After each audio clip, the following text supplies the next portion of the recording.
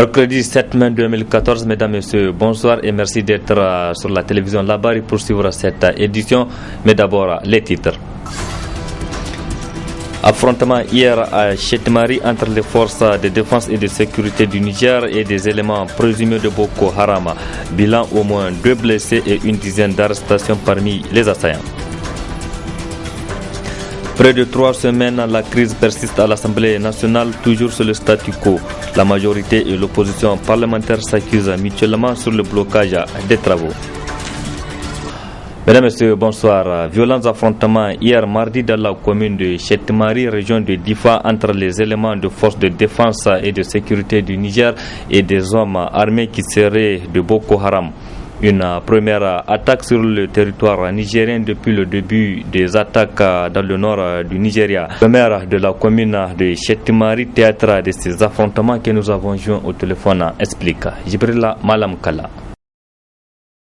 Le tout a commencé vers 7 h du matin. J'ai eu un coup de fil et on m'a téléphoné. Il y a un responsable d'un santé, quoi. Il m'a téléphoné, il m'a dit qu'il a été attaqué par des gens armés, un individu, quoi. Pour bon, nous, on a formé les forces de défense et de sécurité. Ils se sont rendus là-bas et ça a commencé comme ça. Et parce qu'ils ont dit à une personne blessée, mais quand ils sont partis, il n'est pas blessé, mais ils lui ont arraché son argent, quoi. En 11 minutes, ils lui ont pris. Ça va durer combien de temps?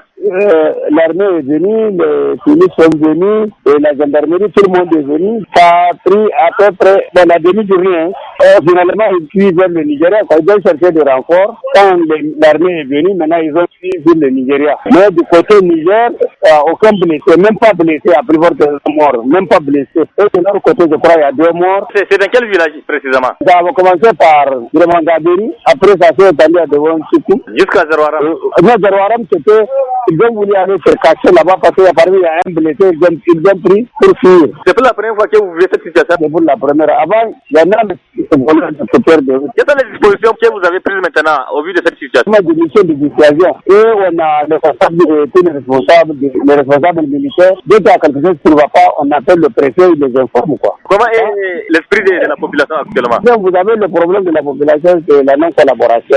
Ils vont faire tout qui dit qu'un tel a passé, ils reviennent pour tuer les gens, quoi. Donc, ils vont faire un peu la psychose de la peur, quoi. Actuellement, tout est calme. Pour le moment, tout est calme, mais tout à l'heure, quelqu'un m'a dit qu'ils sont en train de se regrouper. Nous, au Nigeria, pas chez nous. Maintenant, j'ai instruit un peu quelques éléments dans la population qui me téléphonent pour me dire qu'ils sont en train de se regrouper. Nous, au Nigeria. Maintenant, nous, on va prendre des dispositions pour qu'ils ne viennent pas chez nous, quoi. La sécurité est renforcée chez vous? Oui, la sécurité est renforcée au niveau de la commune. La patrouille, il y a au moins 4 véhicules.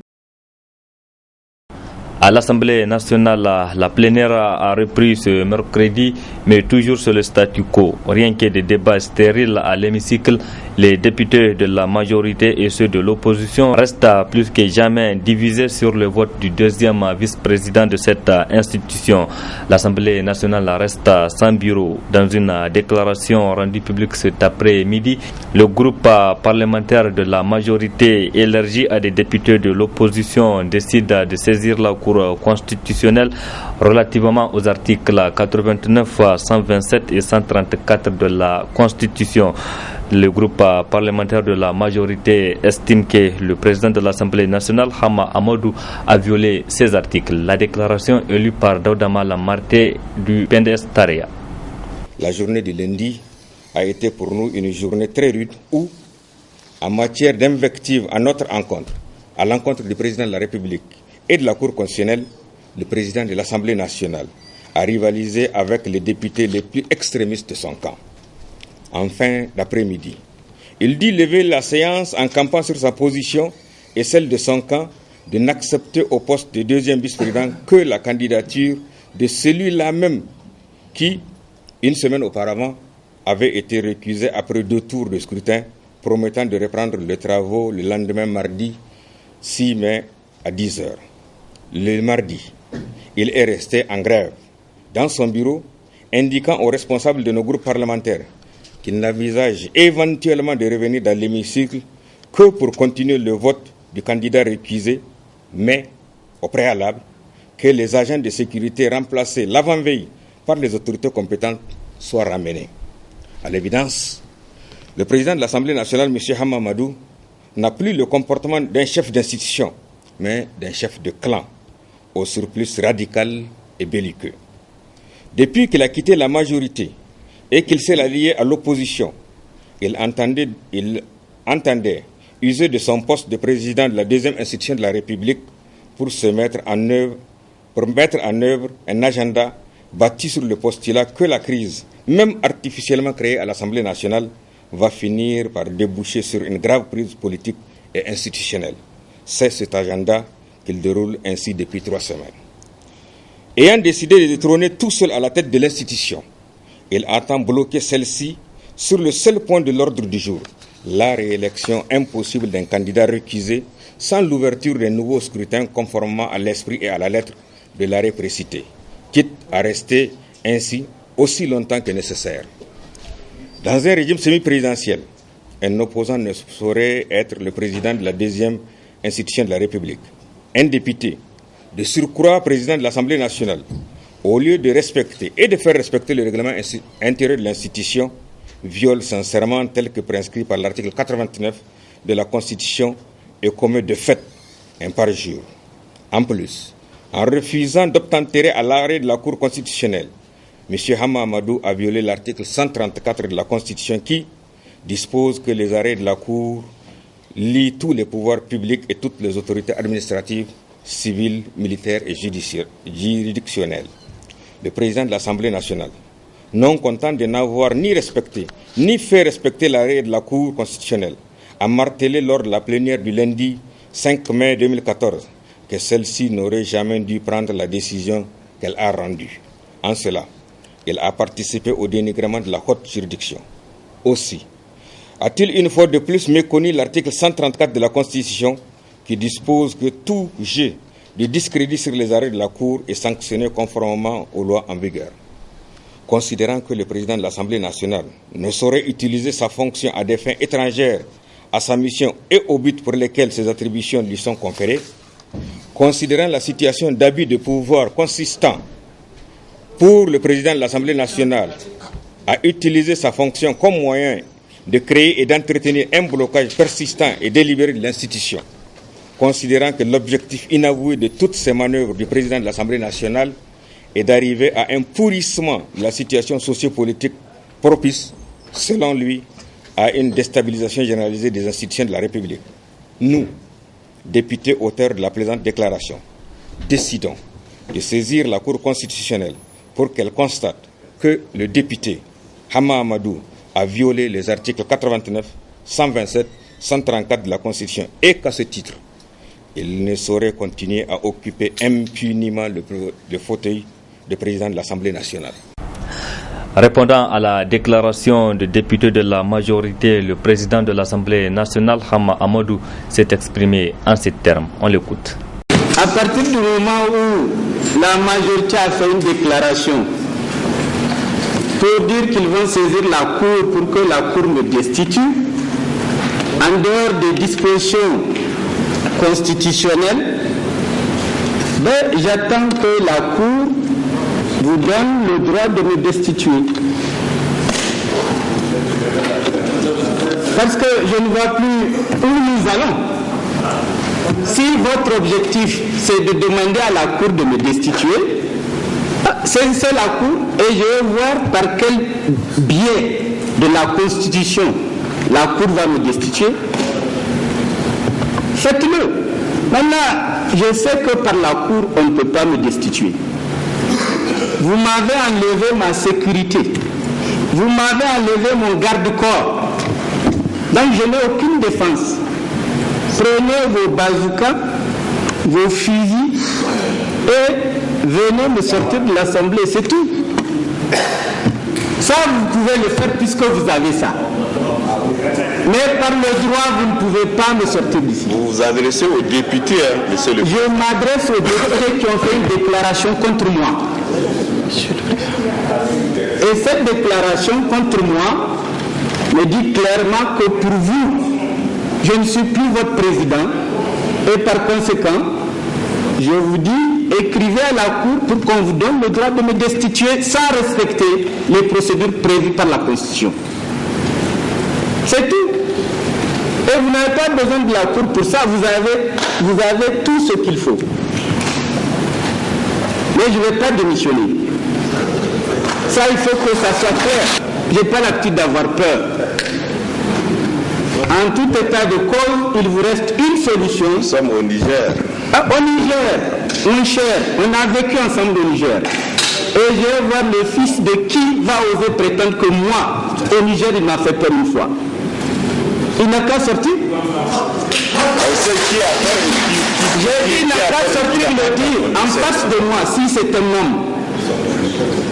Donc les idées sont là, c'est du cinéma. Retour à présent sur l'ambiance dans l'hémicycle ce matin. Les intervenants ont axé leurs interventions sur le vote du deuxième vice-président et sur la sécurité de l'Assemblée nationale. Je propose de suivre les débats ce matin à l'hémicycle. Et pour aller à un troisième tour, il faut au moins 2 candidats. Vous avez dit, donnez-moi les candidats. Je veux que vous précisez à qui s'adresse cette question. Puisque c'est un poste qui est réservé à un groupe parlementaire et à lui seul. Donc il faut qu'on nous précise à qui s'adresse cette question. Si tous les hommes naissent libres et égaux en droit, la question que Zakari vous posait se pose à la plénière. Et en quoi y a-t-il un droit à réserver un poste à un groupe ou à un autre? Nous sommes 113, je crois qu'au sens de droit de l'homme et du citoyen, nous sommes tous à égalité dans cette assemblée. C'est 113 députés candidats qu'il faut à tous les postes alors. C'est bien cela. Donc, venir dire à qui s'adresse cette question, c'est encore vouloir rétrécir la chose dans un coup de la bouteille et revenir à viser que l'ARN, etc., etc., etc. Le président de l'Assemblée nationale, face à la plénière, ne peut que s'adresser à la plénière. Ça va de soi. Et la preuve, c'est tous ensemble que nous sommes en train d'en discuter. L'arrêt dit que pour aller à un troisième tour, il faut nécessairement plusieurs candidatures. Voilà. Présentement, on n'en a pas, on a une et une seule candidature. Cette candidature, malheureusement, a été récusée à 2 tours. 2 fois, il n'y a pas eu 57. Ça veut dire que la majorité absolue n'est pas obtenue. C'est une décision de justice, c'est une question de bon sens, Monsieur le Président. Tout le processus, il tombe. Il tombe et on est obligé de revenir à la case départ en reprenant le scrutin et en ouvrant les candidatures. C'est cela la seule solution, Monsieur le Président. Ou, si nous voulons débloquer la situation, c'est cela. Maintenant, si nous ne voulons pas débloquer, on va rester, on va tourner en rond et le temps passe. Nous n'avons pas interprété un arrêt de la Cour constitutionnelle. La Cour elle-même ne peut pas interpréter ses propres arrêts. Ce qui n'est pas expressément dit par l'arrêt n'est qu'une supposition, une interprétation. Et moi, dans la situation délicate où je me trouve, je n'entends pas être accusé de violer l'arrêt tout simplement parce que des gens me donnent une interprétation qui n'est pas celle qui est écrite. Les grèves s'enchaînent dans le secteur de la santé après celle du syndicat unique de la santé et de l'action sociale SUSAS le 6 et 7 mai. C'est le syndicat des pharmaciens, médecins et chirurgiens dentistes Saint-Famed qui tape du poing sur la table et dépose les blouses pour exprimer son mécontentement au gouvernement. Le gouvernement qui tarde à payer les incidences financières liées aux avancements et reclassements des médecins. Ce matin, les centres de santé de la capitale étaient déserts. C'est le constat de notre reporter Nafisa Zakou sur les images de Halidou Bourema. Tout est calme dans ces différents centres de santé visités en ce jour 7 mai 2014 pour cause l'arrêt de travail observé par le syndicat des médecins, pharmaciens et chirurgiens dentistes du Niger Saint-Famed. déterminé à amener les autorités de prendre en compte leurs revendications qui se résument au paiement des incidences financières liées aux avancements et reclassements des agents et la bonification des médecins spécialistes. Cet arrêt de travail de 48 heures est lié à un certain nombre de revendications, notamment deux, qui étaient la cause de la première grève du 16 et du 17 avril 2014. Le premier point, c'est le paiement des arriérés liés, des incidences en fait, liés aux avancements et aux reclassements. Le deuxième point, c'est le règlement du problème de la bonification des médecins spécialistes. Seules les urgences sont prises en charge au niveau de l'hôpital. Ça veut dire que toutes les autres activités telles que les consultations et les visites médicales sont suspendues, en tout cas durant toute la durée de la grève. Nous constatons avec satisfaction que la grève a été largement suivie. Nous avons fait le tour actuellement dans tous les services à l'intérieur de l'hôpital national. Tous nos collègues médecins ont suivi la grève et nous les adressons toutes nos félicitations et qu'ils sachent que seule la lutte paye et que vraiment je pense que toutes les conséquences y afférentes à cet arrêt de travail et le seul et unique responsable c'est le gouvernement qui n'a pas dédaigné engager des négociations franches et sincères avec le syndicat. Ce débrayage de 48 heures dans le secteur de la santé qui coïncide avec celui du SUSAS n'est pas sans conséquence sur la vie des malades. Docteur ira igadu arsilamiyan kan yan bakan wadin te bakar boraise. On trouve quelques médecins qui s'occupent des malades, mais avec tout ça, d'autres malades souffrent. Je lance un appel au gouvernement pour qu'il solutionne les problèmes de ces médecins, car cette grève a des conséquences graves sur nous, les pauvres. Le Saint-Famed appelle le gouvernement à un dialogue constructif afin de trouver des solutions idoines sur leurs revendications. Restons dans le domaine de la santé et c'est pour parler de la cécité qui est un état pathologique causé par de nombreuses maladies oculaires. Il est impératif de prévenir la cécité car la vue c'est la vie, dit-on. N'est-ce pas, Areta Sala? La cécité est l'absence complète de vision d'un ou des deux yeux. Elle n'est pas une maladie mais un état pathologique causé par de nombreuses maladies oculaires comme la cataracte, le glaucome, le trachome et autres traumatismes oculaires. On peut la prévenir en formant des médecins en quantité et en qualité et en dotant les services ophtalmologiques en infrastructure. Pour prévenir, il faut d'abord faire la formation, il faut former le personnel en quantité et en qualité. Parce que s'il n'y a pas le personnel en qualité et en quantité, donc pour prévenir les causes de cécité, souvent, c'est pas facile. Parce que tu peux avoir un seul ophtalmo pour toute une région ou quelque chose comme ça. C'est insuffisant par rapport au ratio de l'OMS. Donc, ou un technicien supérieur, donc pour un seul district ou quelque chose comme ça. Bon, donc c'est d'abord la formation que l'OMS recommande. Il faut former les médecins, les infirmiers spécialistes en quantité et en qualité. Donc ça, c'est vraiment ça. Et aussi les infrastructures. Donc vraiment, il faut doter les services, c'est-à-dire vraiment créer jusqu'au niveau secondaire, c'est-à-dire au moins jusqu'au district, créer vraiment des centres ophtalmologiques et les équiper. Donc ça aussi, ça fait partir vraiment de la lutte. Et aussi, ensuite maintenant, ravitailler le personnel en médicaments. Donc tout ça, ça fait partir, selon l'OMS, et la prévention de la cause de cécité.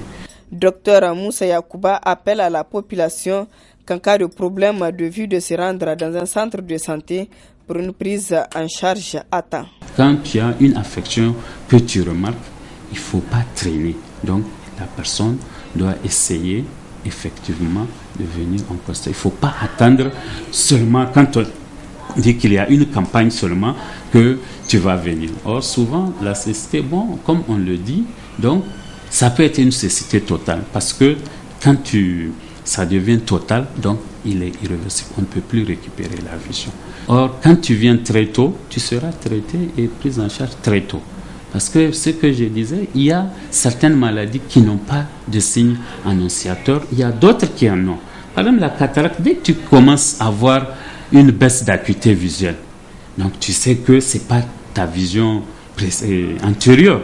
Donc tu es obligé vraiment de venir en consultation pour te prendre très tôt, le plus tôt possible. C'est tout pour cette édition. Merci à vous qui l'avez suivi et restez en compagnie du programme de la télévision Labari. Excellente nuit à toutes et à tous.